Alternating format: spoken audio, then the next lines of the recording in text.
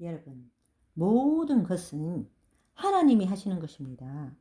우리가 예수님의 이름으로 구할 때 이루어 주시는 분도 하나님이시고, 얻은 줄로 믿는 것은 예수 안에 내가 했지만 그대로 되니라 하신 하나님이 그대로 되게 하신 것입니다.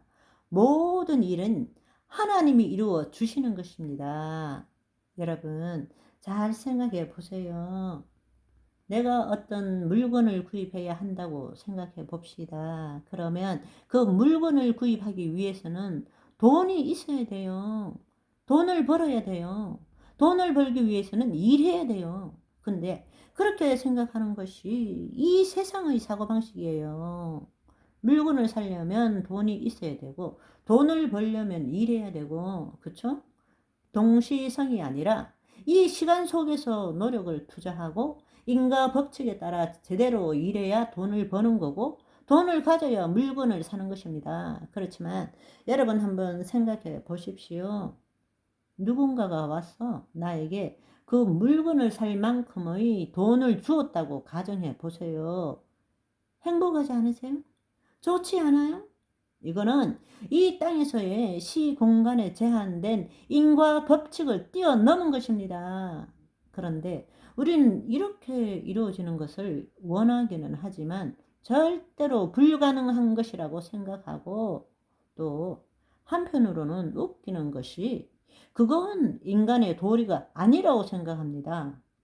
그래도 나 인간인데, 정상적인 인간인데 열심히 일하고 땀 흘려서 일한 그 대가로 받는 것이 정당한 것이지, 그렇게 공짜나 좋아하면 머리 벗겨져, 대머리 돼, 이렇게 우리는 생각하는 것입니다. 여러분, 그것이 얼마나 교만한 것입니까? 여러분 생각해 보세요. 살아가는데, 공기를 마시는데, 햇빛을 쬐는데 여러분 어떤 노력을 했습니까?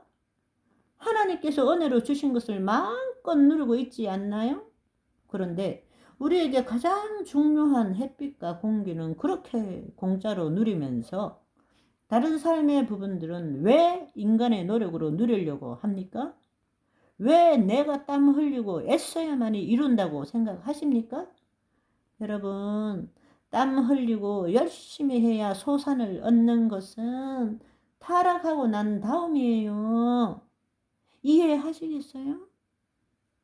그전에는 뜻이 하늘에서 이룬 것 같이 땅에서도 이루어지는 하나님을 나타내는 삶을 살았다라는 이야기입니다. 우리가 죄를 짓고 타락한 다음부터 수고하고 땀 흘려야만이 소산을 얻게 되는 거라고. 지금 여러분, 예수님 안에 있어요? 예수님 밖에 있어요? 하나님 나라 안에 있어요? 하나님 나라 밖에 있어요? 잘 생각해 보세요. 그렇다고 해서 땀 흘리지도 말고 일하지도 말고 입 딱 벌리고 공짜만 바라라고 말하는 것입니까? 아닙니다. 능력 주시는 자 안에서 최선을 다해서 일해야 합니다. 그렇지만 무슨 일을 어떻게 하더라도 결국 주시는 분은 하나님이시지, 내가 일한 만큼 벌어먹고 사는 것이 아니란 것을 알아야 한다는 것입니다. 아멘.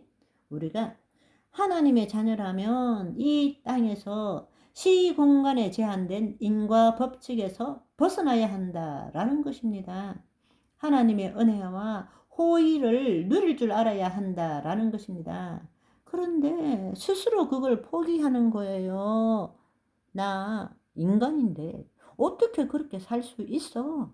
나는 내가 일한 만큼 대가 벌어먹고 사는 자야. 그게 정직한 인간이야. 그것은 얼마나 이 거짓자, 하나님과 분리된 거짓자, 이 타락한 세상의 사고방식인가요? 우리가 예수 그리스도 안에 있다면 타락 전으로 돌아가는 것입니다. 하나님을 나타내기 위해서 하나님이 능력 주시는데 최선을 다해서 땀 흘리고 살아야 합니다. 그러나 내가 일한 만큼, 내가 노력한 만큼 대가를 받는다? 그것은 이 땅의 법칙, 타락한 세상의 법칙입니다. 하나님의 은혜와 호의를 누릴 줄 알아야 합니다. 아멘.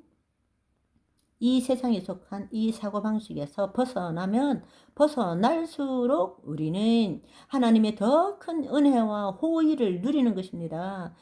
이것이 바로 하나님 자녀의 삶입니다.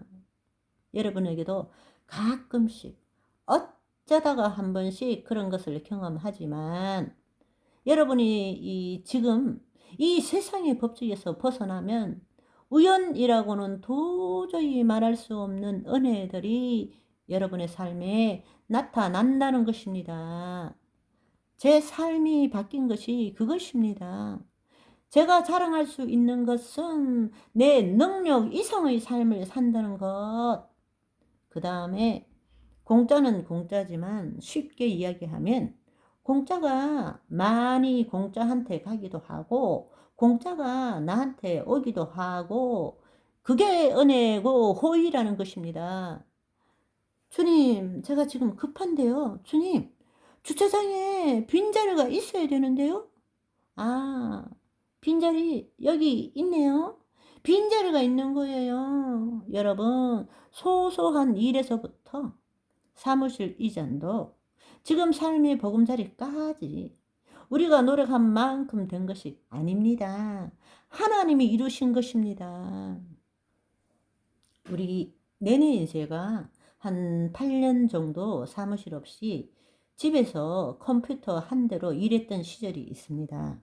어느 날 살던 집에 한 100m 정도 거리를 지나치는데 한 3평 정도 네모 반듯한 가게가 1층에 보이는 거예요. 그래서 이렇게 안을 들여다봤는데 야, 이거 우리 사무실 하면 딱 좋겠다. 딱인데 책상 2개, 컴퓨터 2대. 그리고 집에 와서 아들에게 저기 오다 보니까 우리 사무실 하면 딱 좋은 데 있더라. 했더니 그래요? 하더라고요. 그리고 잊어버렸어요. 한 달 후쯤에 우리 엄마가 92세로 소천을 하셨습니다.